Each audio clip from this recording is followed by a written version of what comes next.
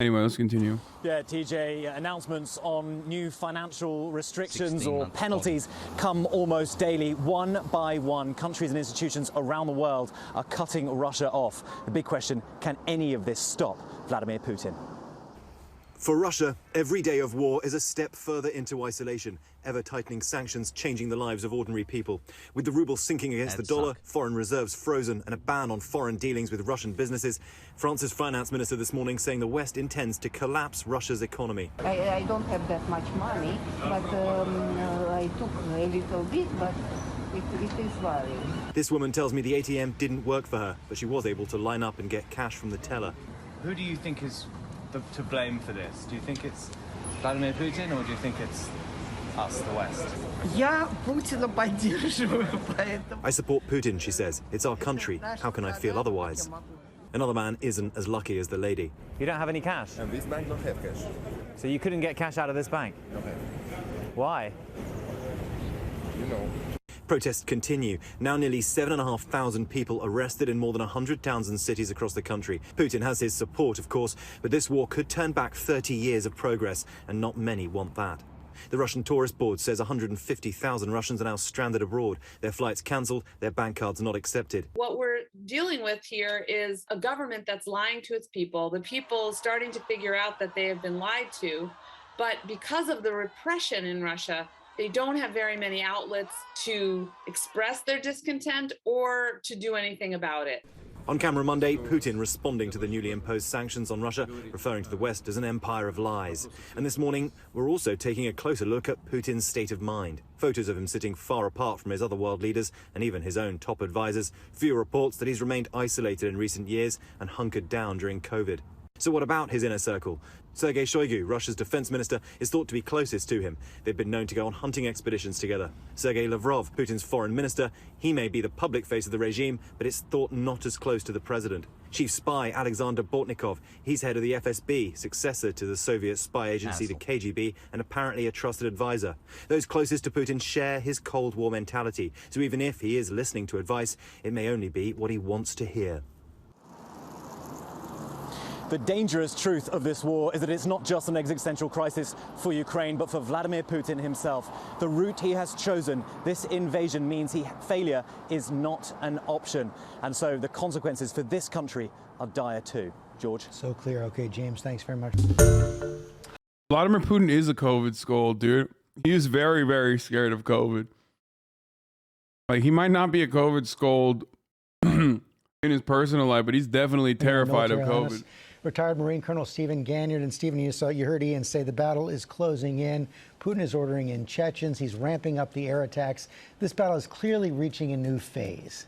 Do you believe the theories that Putin's had a bit of plastic surgery done? What? Yo, that's my favorite type of theory because it's like completely inconsequential. I love that. Like, I fucking love that, dude. Because it has nothing to do with anything. It's just like, you don't get to learn anything about why he's like potentially paranoid or anything. Like, at least the COVID stuff is like, you know, the long COVID one was pretty funny. But at least like he's terrified of COVID and he's like isolated himself from the rest of the world.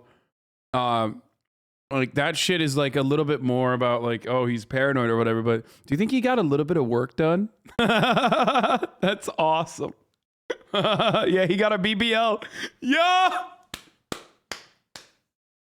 He got a BBL. Can't go.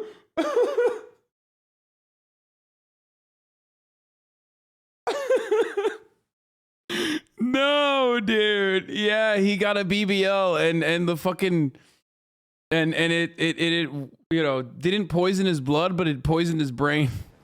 Yeah, George, things are changing. The Russians are not caring anymore about civilian casualties. They have to do what they think they need to do, and that's going to include leveling civilian areas. So a big change from yesterday, where things were where the Russians were at least saying we're not going to target civilian areas, but now you look at that impact in the center of Kharkiv. That was a very deliberate action. The West ramping up its pressure as well. You seem to have this battle between financial pressure from the West targeting Putin and his allies and his country, and the military pressure from Putin. Yeah, and at this point, it's frankly, as James noted, it's Mr. Putin's future that's on the line here. So as the sanctions ramp up, there are two things that come into play here. Time. Both sides need time. The Russians need things to hurry up. They need to hurry up and take Kharkiv and to bring down the fall of the government. The Ukrainians need time. They need time for reinforcement so that all that NATO kit can come in and reinforce them. And they need time for the sanctions to work. So both sides need time, but in different ways. Some talks on the Belarus border yesterday between Ukrainians and the Russians. Is that all a sideshow? You know, there was this hopeful part of that, George. It went on for 6 hours, so that was hopeful. At least they had something to talk about. On the other hand, it sure seems like Mr. Putin was just doing that so that he could rearm and re-equip. You know, at this point, I just don't see a... Why does he keep saying Mr. Putin? I know this is like completely fucking unrelated, but like the way he says Mr. Putin sounds so weird. Like he's timid. He's like, Mr. Putin. Path to Russian victory and Mr. Putin's future being on the line. The Ukrainian people surely have signaled that they will fight for years, and that's just something that neither Russia nor Putin can afford. But can they fight for years, Steve? I think it's, George, it's going to be the rifle in the closet. The sentiment, the morale, the conviction of the Ukrainian people will carry them, and it may be years, and it may be horribly bloody, but at some point, Russia will have to go home. Steve Gannard, thanks very much. Yes. Well, hey there, GMA fans. Robin Roberts here. Thanks. Motherfucker, easy for you to say.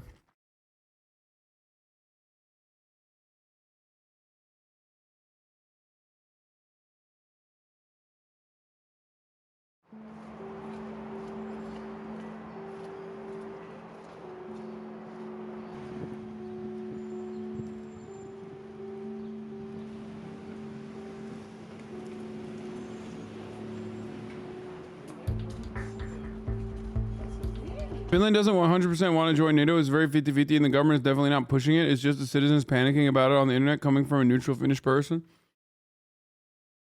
Yeah, but sentiment has never been, public sentiment for joining NATO has never been as high, if I'm not mistaken, in Finland. Like they were always comfortable in neutrality.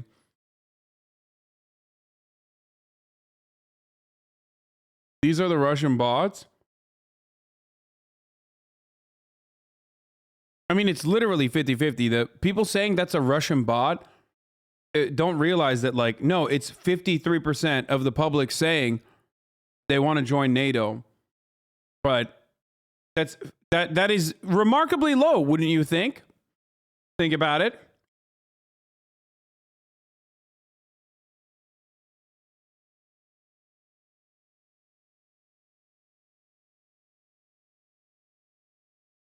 It should be much, much higher.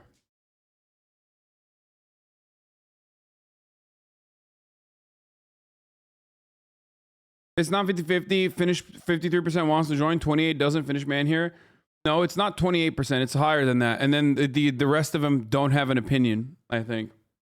But yeah, 52% wants to join. Я думаю, что мы попадем в каменный век. But again, it doesn't matter. What matters is what the government does. Если сейчас ребята, наши старшие друзья, не договорятся, то... But it totally makes sense that they would want to join. Медным тазом. Все катится к чертям. Других слов нет.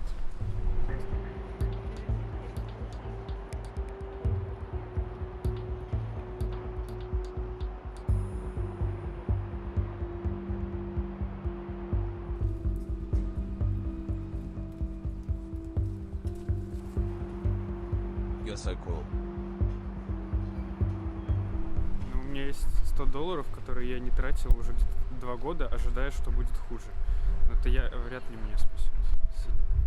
Потому что очень много людей, которые не понимают, к чему ведет наше правление. How to tell a friend he is saying downright stupid stuff about this conflict without saying he got sucked into outright misinformation chamber. Loveto XX 420.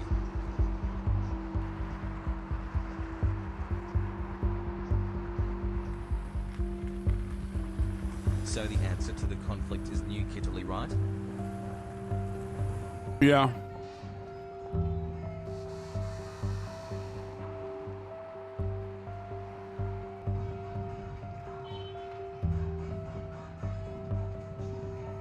Пока сложно что-либо. Thousands of refugees leave Ukraine, women and children. What's Belarus got to do with Russia, Ukraine? Where is Belarus and what does it have to do with the conflict between Russia and Ukraine? I love this.